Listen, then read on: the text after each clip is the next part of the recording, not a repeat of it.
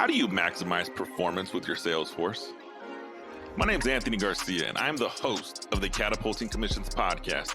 Join me every week as we discuss topics such as performance or improving retention, and we do so by interviewing some of the top sales professionals and entrepreneurs around the world.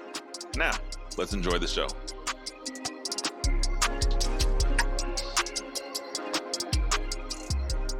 We have a treat today. On today's show, you will learn from Anton Gunn. He is a former senior advisor to President Barack Obama. He's the world's leading authority on socially conscious leadership. He has a master's degree in social work from the University of South Carolina and was a resident fellow at Harvard University. He is the best-selling author of The Presidential Principles and has been featured in Time Magazine, Inc. Magazine, The Wall Street Journal, BBC News, NPR, Good Morning America, and most recently CNN. As an international speaker and consultant, he has worked with organizations like Microsoft, KPMG, Verizon Wireless, Aetna, American College of Surgeons, and the Boeing Company. Early in his career, he played SEC football and went on to become the first African American in history elected to the South Carolina legislature for his district. He is now working as a C-level executive for an academic health system and serves on multiple boards. He has spent his life helping build diverse, high-performing teams and world-class leadership culture. If you want original insights and forward thinking that leads to greater engagement, higher performing teams, and better organizational cultures, you'll want Anton Gunn. And today on the Catapulting Commission show, I'm excited to introduce Anton Gunn. Anton, thank you for joining the show. Happy to be with you, Anthony. It's great to be with the other AG that is dominating the game. Absolutely, man. And I'm telling you, man, I'm gonna put a screenshot of this. I love the AG logo in the back. We talked about it last time we connected, and that logo is like, it's mine, and people are like, man, that's awesome. I see yours. I'm like, man, I like yours, dude.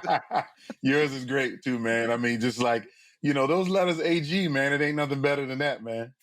I agree, man. So Anton, I'm telling you what, man, I'm super excited to have you here. I was just sharing with my wife that my guest on the show today was just on CNN a few days ago. So from CNN to Catapulting Commissions, I feel like I'm in really good company here. So thank you for that. So your expertise is leadership and cultural change, which on the Catapulting Commission show, we talk about either impacting sales professionals or impacting sales leadership. And I think you're going to fit right in today. So how did you get into this leadership and culture change? I mean, how did you get into it? Tell us a little bit about your background that we haven't heard yet, and we'll go from there. Yeah, so that's a great place to start, is really my background. So first thing I always like to explain to people is that I come from a military family. And when I say I come from a military family, 4 generations of men in my family have put on a uniform to serve the United States of America. My great-grandfather served in both World Wars. My grandfather served in World War II. I got an uncle that was a Korean War veteran, an uncle that's a Vietnam veteran. My dad was a Vietnam and Desert Storm veteran, and my dad's baby brother served in the Army 6 years, tried to volunteer for Vietnam, but they wouldn't let him go because his 2 older brothers had been involved in the conflict. And my brother served in the Navy. And so 4 generations of men in my family have answered the call to service. And so for me, the prerequisite of any leader is the commitment to serve. You have to serve the people that you lead. So if you want to build great culture, build a culture of service. And that's what the military puts together, is that everybody understands their responsibility is to serve, is to follow the instructions, to do something for the greater good, to be a part of the bigger mission. So that's where my life started. But there are other experiences that I had that really fomented this whole framework around culture and leadership. And that's, of course, sports. I'm a former college football player playing in the SEC, some of the toughest football on the planet. And it's hard to be successful as a college football player if you don't have a good culture on your team. It's hard to win games consistently and sustain that if you don't have a good environment where everybody on the team feels valued, they feel respected, they feel included, and they feel like they have the opportunity to get better. And so that's what culture is. But if you're the leader of that team, if you're the head coach, if you're the quarterback, if you're the captain of the football team, There's other things that you have to focus on as a leader if you want to keep that culture strong. And I'll just give it to you in 3 summary points. Is that every person that shows up on any team, every person that comes to work at your organization, every person that you hire, every customer you have is asking 3 questions when they meet you every day. And the 3 questions that they're asking will determine whether they believe and buy into what you're talking about, or whether they mentally quit on you and then later physically quit. And the 3 questions are: number 1, do you care about me? Question number 2 is, will you help me? And question number 3 is, can I trust you? And every leader needs to understand that you have to be able to answer those questions, not with your words, with your actions. You have to be able to answer that I care about you, that I'm willing to help you, and that you can trust me. And so when I played football, my head coach didn't answer those 3 questions. I never felt he cared about me. I never felt that he was really interested in helping me. He was more interested in helping himself get a bonus check for us going to a bowl game. And I couldn't trust him because he said and did things that showed us that he wasn't trustworthy. And so my college career, we had a very mediocre team. We won 3 games my first season, 5 games my second season, 4 games my third season, and 6 games my last season. We were very average. However, we had a whole lot of talent on the team. I played college football with 22 guys that went to the NFL. So you can't tell me that we weren't talented if we had 22 players who went to the NFL, but because we didn't have a good culture, a positive culture, a world-class culture on the team, we were mediocre. We were average at best, and we had a lot of players that quit. Some of them physically quit, and others mentally quit, like me. So for me, that started my journey and my experience in understanding what leadership is and what world-class culture is. But I've had a 20-year career in the most complex industry, which is the healthcare industry, really trying to build culture, develop great leaders so we can build diverse, high-performing teams and great leaders that everybody admires, because that's what the American healthcare system needs if we want to make our country strong and take care of the people who need help. And so our doctors, our nurses, our social workers, anybody in healthcare, it's easy to fall into a toxic culture there because you spend your whole day saving somebody else's life and you can get tired and frustrated and burn out, and it's easy to want to quit. But if you got a good leader who can build a great culture, you will do your best to not only serve the mission, but serve the entire world. And that's where I am. Man, one, thank you so much. I took a lot from there, and presented a few challenges, or not a few challenges, I guess a few points of clarification for me, right? And what I want to talk about is you mentioned that culture of caring, of people showing you care, helping people, and creating trust, and it causes me to think. I have somebody in my organization right now that came to me, and she's at a career decision point where things are going great. She's questioning, do I roll in this organization with you, Anthony, or is it time for me to spread my wings and fly? And I sat there, I'm like, I'm never going to hold you back. And that would be a horrible leader if I did. And the fact you're bringing it to me with you're still in the decision making phase is a sign of trust. And you trust me, I'm gonna help you see a bigger picture, and let you make the best educated decision. But the problem I have with that, right, is when you sit in this organization and you create organization change, it starts from the top down. But the average person sees an organization's culture from the bottom up.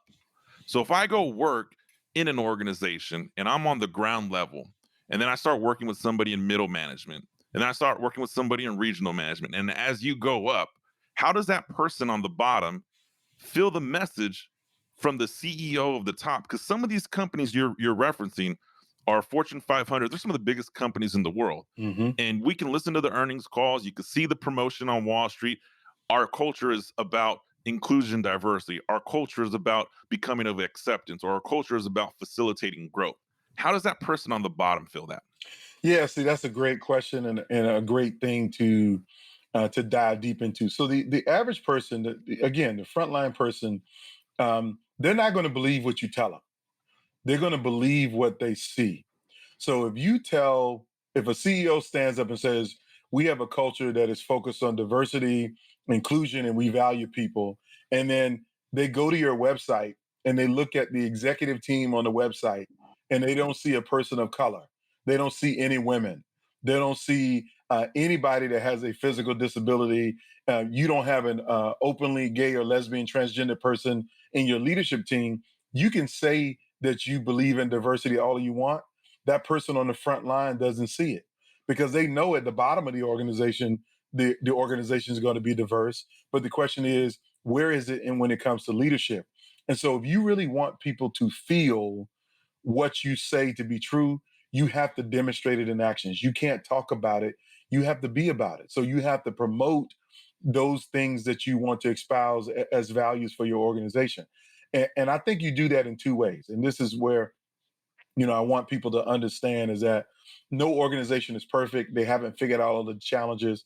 But the first thing you have to do is you have to paint a visual picture of what success looks like. So even if you don't have great diversity in your leadership or you don't have a lot of women in your executive team, you need to talk about where women sit in your organization and where you want them to sit 5 or 10 years now.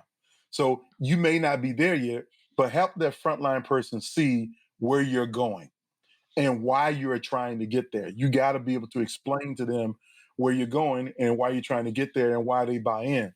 The second context of that is how and where you communicate. This is the thing where I think most leaders fail in the modern environment. Because of technology, we allow ourselves to devolve to communicating by email, by text messages, by chat groups and instant messenger, rather than actually getting around and seeing people face to face, seeing firsthand. I mean, how many CEOs spend their year traveling to every facility that they operate around the country, going to meet with their retail stores? I was talking to an executive from T-Mobile just yesterday about this conversation. Is that when she was an executive for T-Mobile, she made it a point to visit all 1,100 of her stores in her region. And she wanted to get around to see the manager face to face, to see what the culture was like on the ground and see what she needed to do to help to change the culture. But some executives resort to just, I'm going to send my weekly email, I'm going to send my weekly newsletter, I'm going to do this pre-recorded video and just post it online or send messages out through instant message. You cannot connect with people when they don't get to see you, touch you, and feel you face to face. And so for me, frontline people will see right through any leader's message if they don't, number one, paint a vision around where we're trying to go, why we're trying to get there. And number two, get around and actually have real life conversations with people and create a structure where all your leaders below you have that same approach to communicating with the front line. 100%. That communication by technology, it is eliminating that personal connection. I mean, me and you are talking right now, but and this is an audio podcast, but we're looking at each other and we're sharing that connection. I think the ability to text message or instant communication ruins the overall impact of communication. Oh, yeah. Uh, and as you're saying, getting out on the front lines, one of the things that comes to mind, and I'd love to hear your thoughts on this. I hear you, Anton, and I bring you in and you consult for my organization and you deliver this message to the C-suite and everyone's like, hey, we're gonna go do this. But doing it once and doing it consistent on a schedule is a totally different impact because I've had leaders that have said, "Hey, I'm going to communicate. I'm a up my communication level, or I'm going to do this," and I'll get the one phone call out of the blue, or and then I never hear from this person again. And I know that the higher you go up in the organization, the higher responsibility, the more things are demanding for your time. But I believe that there's a value in adding that communication Mm-hmm. into your schedule. Mm-hmm. Being, having an assistant saying, hey, on this time, you were going to make a physical phone call or you were going to travel and we're going to schedule it 3 months in advance. And you're going to treat this with the same intensity as if this said, hey, this is your spouse's day to deliver your child. And this is a non-negotiable schedule on your block.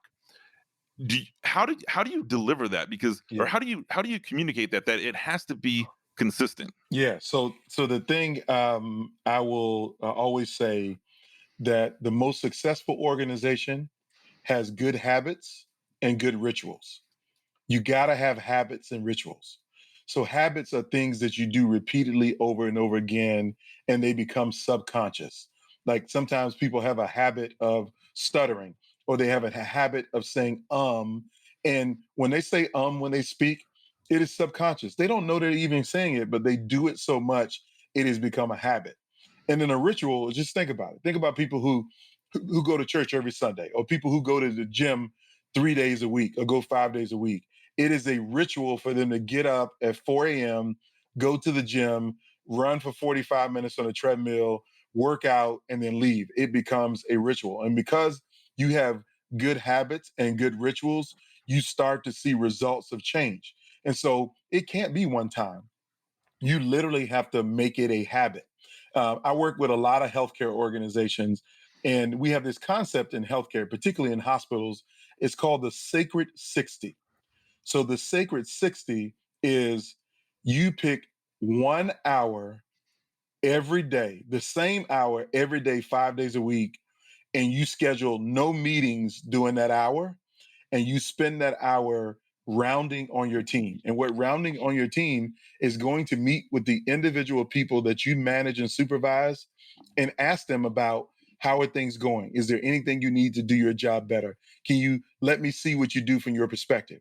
Or if you're a physician, round on your patients. Walk into your patient's room, see how they're doing, see how they're responding to the medication. Is there anything that they need? And whenever they tell you what they need, your responsibility then is to fix it, is to solve it, is to make it right. Because the habit of having a sacred 60 allows you one time every day to experience a different aspect of your culture, a different aspect of your team, a different aspect of your organization, and different people. And when you build in that kind of habit, it begins to drive culture change because people now start to expect to see you. And when they expect to see you, they're going to come prepared to give you more information than you coming by randomly one time saying, "Hey, how's it going?" And the first time they say, "Oh, it's going okay." And you keep it moving. You can't have that kind of approach as a leader. You have to have a habit and a ritual of engaging intentionally with the people that you lead. I think that sacred 60 is a great point, and I was writing it down. I'm thinking about my own organization and the people I lead. And, you know, can I do a sacred 60 or can I do a sacred 30? Whatever it is, I think it's something that, I'm definitely going to put in my calendar and commit to. And what comes to mind and the takeaway I got from you here is, as the leader, it is my job to deliver that value. It is my job to get your engagement back with me. And I think, the easy way is I've had organizations that, hey man, here's my office hours. If you need me, call me. Or hey man, whatever you need me, just shoot me a text. No, you're the leader. Text out, Yeah. hey, I think things are going great for you. I've made a habit right now within my organization of just, hey, every time I'm reaching out to somebody, and I thank you for your time, man. Thank you for your hard work today. And when I do reach out, there's always something from the last time we had a conversation that lets this person know, hey, I'm genuinely interested in what is going on, and I remember and I retain. Now, no, I don't have the perfect memory, and I have a lot of ways to retain things, and that could be a whole nother podcast show on how I retain conversations with people in my organization. But when that person feels that and receives that, I mean, that goes from, hey, my upper level manager, my VP, my CEO, they know my name, they remember my wife's name, they care about things. And one of the greatest CEOs that I've worked for, and he is, I was really lucky. I got into an organization at the time. He was the president for, nearly a $500 million business. He was directly responsible in hiring me. And as he climbed the ranks and moved into become a CEO for one of the largest medical device companies in the world, every time I saw him, it was, "Hey, Anthony, how are things going?" He remembered that my goal was to own my second home by the time I was 32, and that was part of our conversation. It was part of our dialogue. To me, that was okay. You've made it a point. You've reached out. You had a schedule. I knew once a quarter I would get an unsolicited email or phone call or text message, and that truly does create that that drive to want to be working for somebody like that. Yeah. And you know what you just said, Anthony, I think just so profound. That leader demonstrated that he cared about you because he remembered what's important to you. And so when I talk about, do you care about me, or will you help me? My context is, do you care enough about me to know what's important to me? Not what's important to your business goals, or not what's important to you as a company, but what's important to me. What do I really care about? Am I working this job because I want to own my second home by the time I'm 32, or am I working this job to put money away for my child's college, or am I working this job hard and want to be successful because I want to take care of my mom, or maybe I just want to get flat out rich? Whatever it is, do you know what's important to me, and do you remember what's important to me, and how are you um, giving me feedback to show that you remember what I told you in my interview about what was important to me? Do you remember what I said on my 1 year anniversary around what I wanted to accomplish? And then, secondarily, are you giving me the tools, the information, and the resources to be able to achieve those things? Those are the questions that every person is asking. Absolutely, and I think that that ability to know what it is this person wants, what this person needs, and remember that you can develop and facilitate a career long relationship with this person. Now, I want to switch gears in here a second here, and I want to pick your brain on something. This is the Catapulting Commission show. A lot of the people listening are leaders in a sales organization that manage a sales team. 34% is the turnover rate for sales professionals right now, right? You go across all specters, 34% is the average. There's companies that have a little higher, companies that have a little lower. How how can we take some of these principles and chop that number down a bit? Yeah, I think that's a great point. I do a lot of presentations to organizations where sales is a part of their business. And I will tell you the context of what we have been talking about is what's going to mitigate that turnover rate. Okay. Um, Toxic culture is destroying every organization. And sales organizations are notorious for toxic culture, where it's all about the KPIs. It's all about your goals. Did you hit your goals? I don't care about anything else. Did you hit your goals?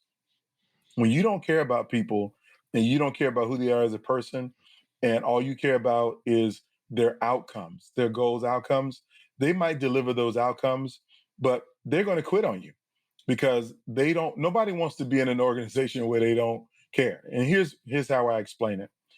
People will quit on an idea, they will quit on a team, they'll quit on a product, and they will quit on a company, but they will not quit on people that they have relationships with. Gallup is like one of the best organizations that surveys employees. And Gallup has a study called the Q12 study, and it measures employee engagement. And the higher the employee engagement, the more likely an employee is to stay long term and not quit. So employee engagement is a definite measurement of whether you got a good culture or bad culture.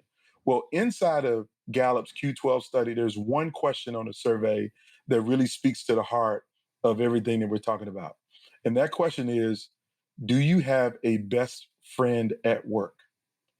Now, some people might be thinking, a best friend at work? I don't have no best friend at work. My best friend is a kid I grew up with.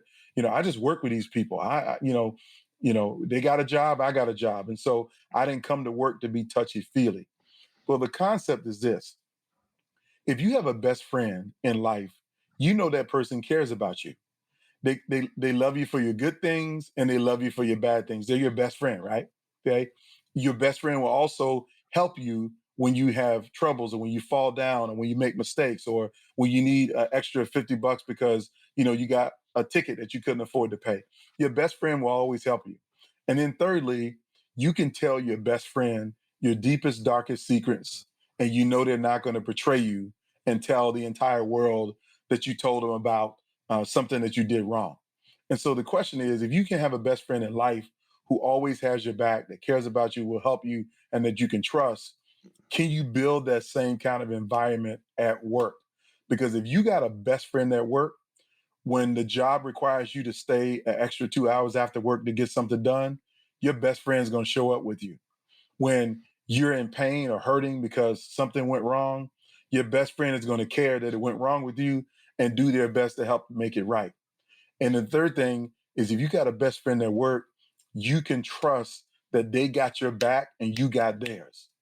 And so leaders who run sales organizations have to learn how to teach these skills to their teams. First of all, they have to demonstrate that. They got to inspire people through their actions, which is like the first principle of my book.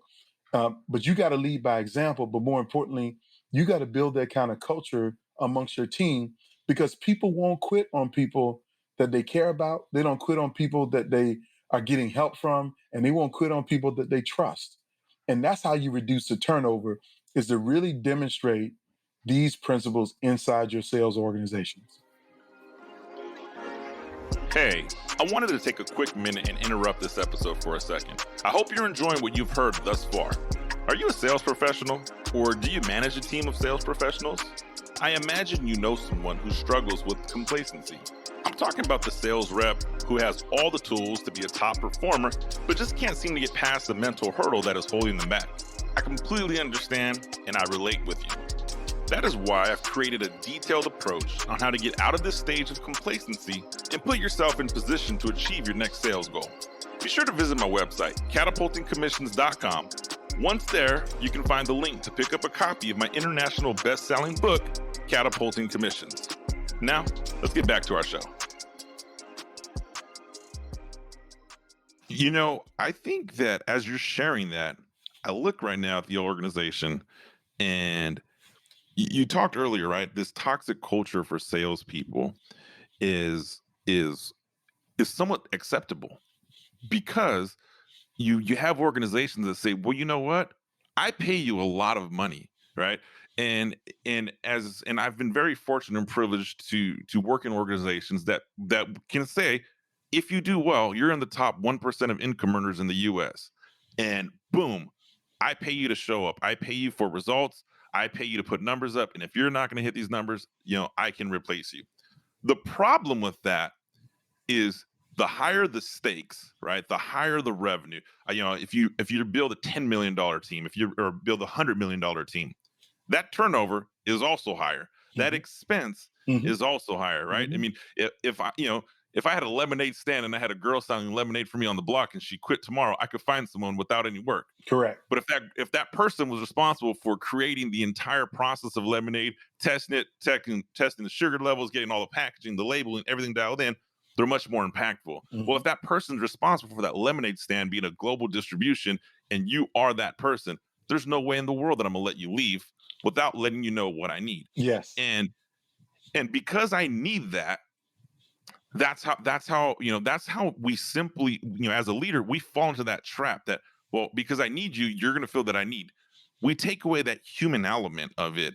And when you go through that, you talked about, the human element. I do think that best friend at work builds that human element. And I think a true leader is, as you manage a team, I have colleagues that are leaders in various different organizations that are like, my team's not my friends, they're my employees. And I hear that, and I've managed sales teams that have been over 100 of people. I've managed sales teams as small as 6 and 7. And when I hear that, I cringe because I look at it like, no, that's wrong. I want you to be my friend. I want you to be your friend. And by being my friend, or quote unquote my best friend, you do realize they're never forced you to make a decision between work and friendship. And once you establish that mutually beneficial relationship, then you can have a friend at work. I mean, one of my best friends, as we're talking, she is competing for a world championship bobsled in Attenberger, Germany. I think that's how I pronounce it. I've known for the past couple of weeks she's training. And so I don't call her like, hey, dude, we're 13 hours apart. I shot her a text message yesterday. Dude, go kick that, kick butt, be a badass, etc. She responded, I got this. Give me the fist pump. My best friend, I know that. I'm not making her pick between, hey, your career, which is your sport, and talk to me on the phone for 45 minutes so I can catch up. Yeah. That same principle applies in managing a team. It's okay would you say it's okay to have a friend that reports to you? Yeah. So here's how I frame it up. Anybody that says, these are not my friends, these are my employees, this is what they're missing. you're missing that nearly 2 million Americans quit their job every single month. And 58% of them, when asked why are they quitting their jobs, they say it's because of management and the culture of the organization. It ain't about pay. Because when you got a 2% unemployment rate nationally or 3% unemployment rate nationally, that means everybody is starved for talent. Everybody's looking for talent. So that person that quits you today is going to go find another job tomorrow. And if they're high performers, you don't want to lose your high performers because your high performers are going to cost you more to replace them than they earn in the organization.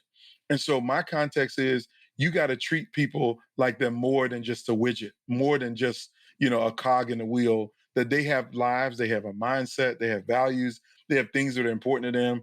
And your responsibility is to learn what that is. And yes, you don't have to be buddy, buddy, best friend. Let's go have a beer every night after work. But you got to be friendly enough to know who they are, know what's important to them. And here's the other point, Anthony, that's really important. You have to be vulnerable and transparent enough as a leader to share what's important to you. Because if you want to build trust, you have to share first to build trust. And people need to feel like, I know who you are. I know what makes you tick. I know what inspires you, Anthony. I know what motivates you, Anthony. Because if I understand what motivates you, then I'll run through the wall for you because you've been clear about what your focuses are, what your interest is, and what you care about. So that's how you build friendships. It's not necessarily having a beer every Tuesday night with somebody after work, but it's somebody who's got your back, you got theirs, you trust them, you know who they are, and they're not just towing the company line for the sake of towing the company line. Because otherwise, those people will quit and they'll go work for your competitor and be much more successful. So you got to be dialed in to your team and building good relationships. Absolutely. That vulnerability you mentioned, you know, the newer leader or someone who doesn't, or I would say, yeah, the newer leader, they look at vulnerability as a sign of weakness. If I show I'm vulnerable, my team's going to view I'm weak. I look at it the opposite. If I have a leader that shows and shares their vulnerabilities with me, I look at it as a sign of strength and mutual respect. That, hey man, you have enough self-awareness, enough emotional intelligence to say, hey man, this is what's vulnerable to us, or these are the challenges that are going to impact me, and I'm sharing them with you. I trust you with this, Yeah. and if someone's going to take those vulnerabilities you share and exploit them, there's somebody you don't want in your organization anyways. Mm-hmm. But I do think that's a key insight, and the number one mistake that when people ask me in my position of leadership, and hey, I want to get into leadership, what is it? I'm like, well, I tell you this, there's no rule book. People often get promoted to leadership without being taught how to be a leader. Correct. And if you don't have that innate drive to say, okay, I'm in a position of leadership, I need to make sure that I'm in a leadership mentality. I'm acting presidential at all times because someone's always watching me. Mm-hmm. And that's a big mistake organizations make. And the other mistake that people make wanting to get into leadership, you don't need that title of leadership to be a leader, No. right? If you want to be the president or CEO of a Fortune 500 company, then act like one today. Correct. Put the numbers up today. And speaking of presidential, let's talk about this. So your book, Presidential Principles, has become an international bestseller, and it is designed to get the most out of leadership. Can you walk us through the premise behind the book? What are some of the concepts, and what can you share with us today? Yeah. So that's a great place to start. I told you my family is 4 generations of military service in our country, and it's because of that military service that I have been able to have personal life experiences with 5 U.S. presidents. And literally, when I say five, I'm talking about the last 5 presidents of the United States. I've had what I call presidential encounters with all of them, starting with George Herbert Walker Bush's administration when I was 17 years old, and most recently with President Donald Trump's administration a year ago, a year last June. So here's the context of those experiences. They all haven't been positive and they all haven't been negative. And I can tell you 100 different stories of how I got these opportunities, but here's what I want everybody to take away. The reason why I titled the book The Presidential Principles. After my encounters, what I began to understand is that the president of the United States is the highest office for our country, the highest leader. Whether you love him or hate him, and it doesn't matter, it's the highest office. It's the most influential and impactful leadership position in the United States of America. And some would argue the most influential and impactful leadership position on the planet Earth, given the value of the United States of America. So if you're in that position as a leader, you have a disproportionate ability to impact lives beyond those that you see every day. And so if I throw out the names Washington, Jefferson, Lincoln, Roosevelt, Kennedy, we all know these men's name, and they all have been dead and gone for a long time. But right here today, you and I benefit from the impact of the decisions that they make. And so my book, The Presidential Principles, is around teaching the average everyday person that you can have a presidential impact on the lives that you touch. You don't have to be president of the United States. You might just be president of your household, or you maybe be president of your company, or president of your team that you lead inside your organization, or maybe you're just president of yourself. So the question is, are you living presidential principles that inspire other people to action and have a lasting positive impact in their lives? Because the greatest presidents, that's what they do. They inspire people to action and have a lasting impact. Much of the technology that we're using right now today to communicate, to do this podcast, you're on the West Coast, I'm on the East Coast, was because of the presidential impact of John F. Kennedy in the space race to put a man on the moon. The reason why we have GPS in our cars is because of John F. Kennedy in the space race. The reason why we have weather satellites that and a whole news channel called the Weather Channel is because of his impact from the 1960s. So what I teach in the book are some principles that I've distilled down from my encounters. So not all those presidents, I don't talk about Kennedy and Lincoln and Jefferson in the book.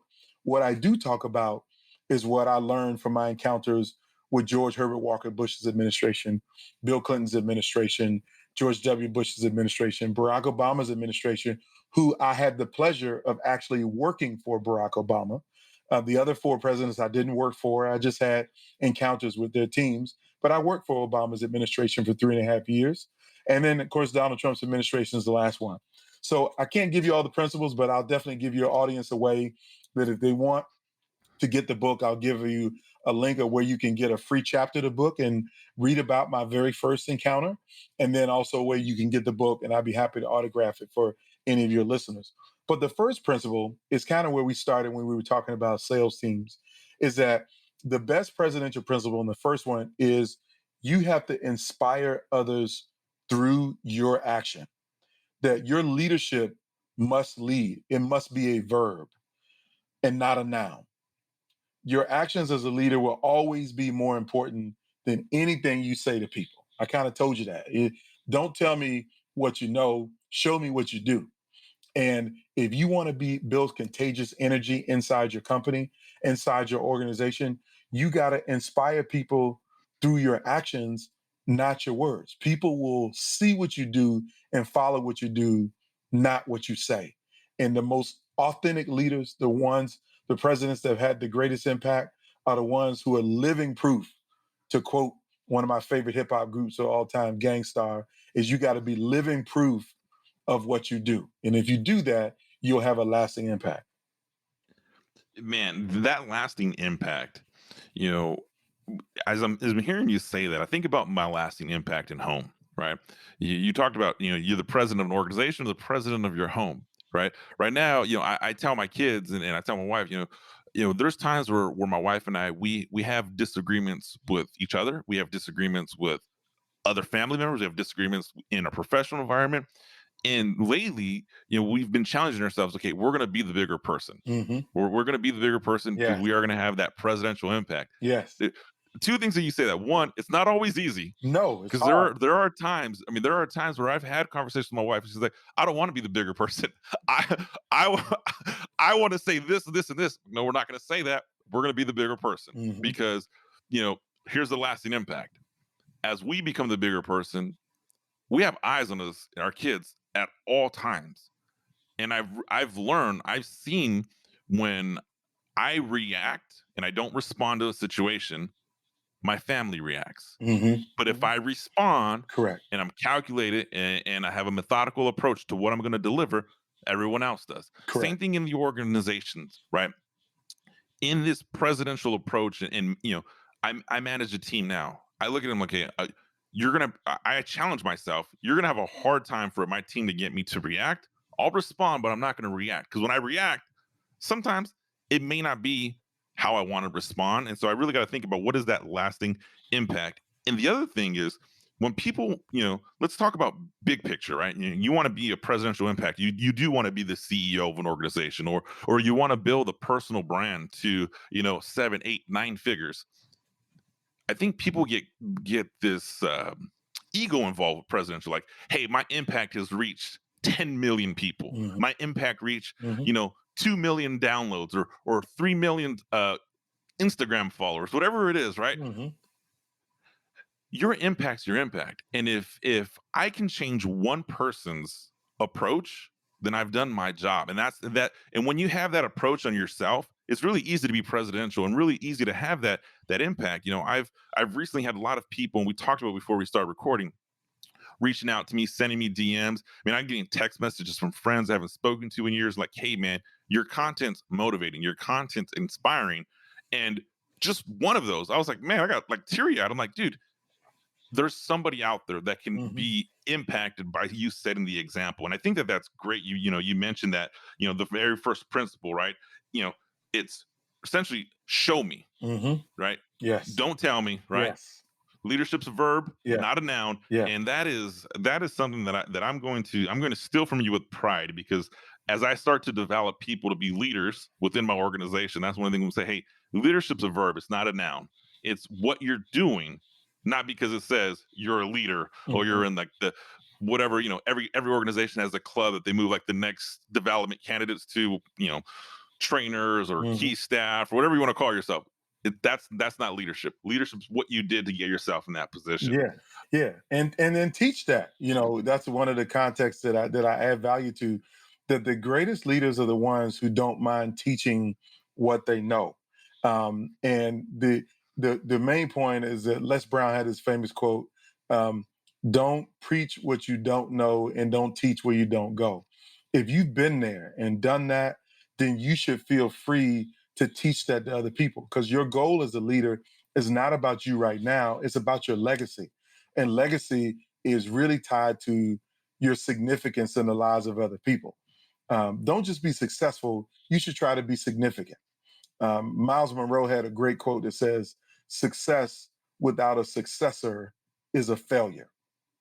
And if you don't use your gifts, your talents, and what you have built to leave something for those that come along after you, you might be successful, but you'll never be significant.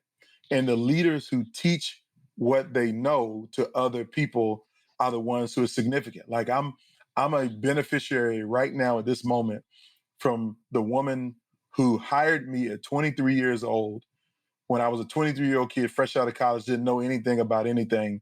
What I do every day is a direct reflection of what she taught me back in 1996. And so Lenora Reese is one of the greatest leaders in my mind and my life, because she was the woman who gave me my first career opportunity. But she taught me a lot of these principles that I'm teaching now. So in the book, The Presidential Principles, yeah, I talk about my presidential encounters, but I will tell you, Lenora Bush Reese is the most presidential person that I've ever met, because of what she did to teach me what she knew and invested in me. And I am her living legacy. That's good to hear that, because there's somebody listening right now that needed to hear that, because you might be someone's first leader, Yes. Yes. right? And if you set the tone right, Yes. you can also be the most impactful leader. Yes. And that really is, in leadership, right? I recently put a box. There's no ego in leadership. You can't have an ego in leadership. But if I'm privileged enough to be your first leader, then I want my leadership to be a lifelong impact, and I have to treat every person with that same intensity. And I think that's awesome because some of my most impactful leaders have been from the earliest stages of my professional Yeah. career. And that I'm glad you said that. Speaking of lasting impact here, as we're starting to wind down, I have to ask this, and I'm sure you hear this all the time, right? Working for President Barack Obama and working in that administration, if you could summarize a 2 minute, 3 minute takeaway from what you've learned from working directly with him, his leadership philosophy, his leadership principles that you apply in your organization and that our listeners can apply in their organization, what would that be? Oh yeah, so this is a great one. It's an easy one. I actually wrote a blog post about this about 2 years ago. It's called "Be Like Barack," and I came up with the "Be Like Barack" because everybody knows there's a famous guy from Chicago that everybody really wanted to be like, and they wanted to be like him so much that they created a commercial and a song that explained how everybody could be like this guy. And I'm not talking about Barack Obama. I'm talking about Michael Jordan. You know, everybody remembers the Gatorade commercial, like Mike, I wish I could be like Mike. Well, I flipped that to say, I wish I could be like Barack. And here's the ways that I want to be like him. Number one, Barack Obama had a unquestionable commitment to his family.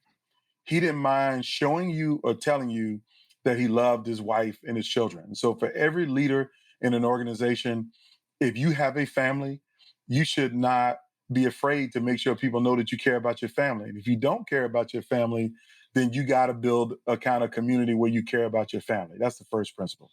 The second principle that I learned from Barack Obama is always surround yourself with people who are smarter than you.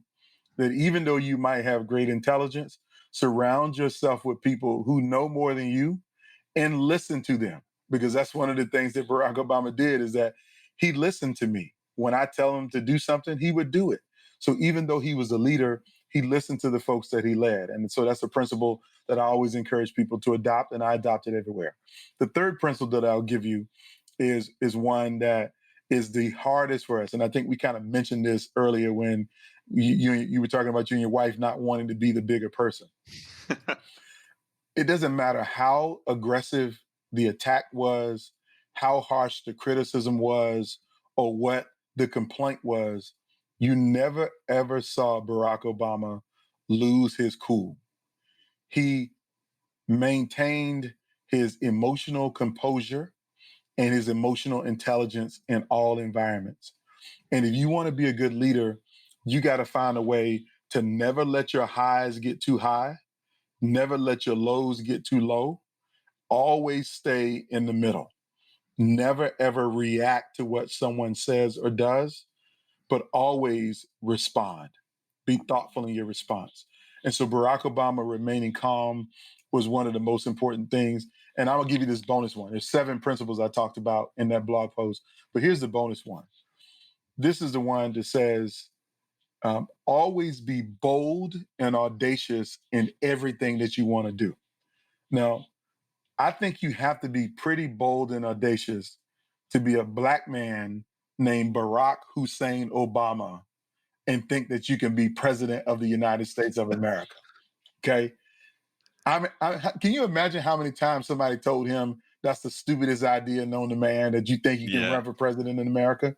But he had the unmitigated gall to believe in himself, have the right mindset to believe that he can do big things. And every leader in every organization should be teaching their teams that you can be bigger than me. You can do big things. You can bring the next big idea that changes this company. You can be the person that revolutionizes our bottom line because of what you did. And so I teach people that you can be the biggest thing we've ever seen. You can do more than anything I've ever seen. You can transform anything if you have the right belief system. Your mindset is more important than your skill set. That's what I learned from Barack Obama. Mindset is everything. Man, that is very hard to top, and I'm not even going to add anything to that. I mean, Anton, be bold and audacious, unquestionable commitment to your family, Surround yourself with smarter people, and you're absolutely right. Never lose your cool. That is it's easy to write down, it's easy to say, and It's hard to you know, do. it is very hard to do. You think about the attacks an elected official, Hmm. President Barack Obama, we'll just use him. We're talking about the attacks on his character, Hmm. is his Hmm. family, Hmm. everything, Hmm. and to never lose your cool. Never. You know, that's that's admirable. I mean, I think about times I've had my character or something attacked, and I'm like, man, and you Yeah. get up in arms, and you're like, you're be the bigger person, be the bigger person. For Yeah. him, it was just It's it was hard. innate. You Yeah, when anybody attacks you, the natural response is one to respond. It's to react right to it and say, "That's a lie. Stop calling me a lie. That's not true." And he never did that. I mean, it was like I don't know if he was a Buddhist monk or something that he kept that kind of control. But I never. I mean, I saw him behind closed doors be bothered by some things, but he would never let people see him react emotionally because he thought it would diminish everything he was trying to do because people will focus more on your reactions than they'll focus on what you're actually trying to do. And we don't want to send those kind of mixed messages. that's very true. I think that's a yeah, it's a look in the mirror today with you, Anton. I appreciate that one. All right. Well, as we wrap this up, one, I appreciate you giving our listeners a link to get the chapter and in that for presidential principles. I'll have that in the show notes. You can catch that on the Catapulting Commissions podcast website, and I'll also share that on all the social media profiles using the hashtag Catapulting Commissions. So, Anton, dude, thank you today. How can people follow you? How can people get more value from you? I took a leadership quiz on your website. I thought that was kind of cool. Put me next to Franklin Roosevelt. I felt pretty presidential at that point. Yeah, man. So how can people get more of that? Yeah, so great. So the home for all things Anton Gunn is antongunn.com. That's where you can sign up for my newsletter, take my quizzes, read my blog, antongunn.com/blog. If you want to follow me on social, I encourage people to connect with me and follow me on LinkedIn. That's where I'm most active, and I spend a lot of time posting and sharing and dialoguing about leadership principles on LinkedIn at Anton J. Gunn. And you also can find me on Twitter, on Instagram, and of course on Facebook. And very happy to engage with people in all of those venues. But LinkedIn is where I spend the most time, and I try to add the most value there. Great. Again, Anton, thanks. I'll have all of those links in the show notes for today's show. Again, Anton, it is Saturday morning, East Coast to West Coast. I appreciate you taking the time out of your busy schedule. Again, I just want to mention it because it's super, super impactful. I think my listeners need to hear from CNN to Catapulting Commissions. I appreciate being the next interview in line, brother. Yeah, Thank you man. so much. And dude, I'll see you on the next one, brother. All right, take care. Thanks, man.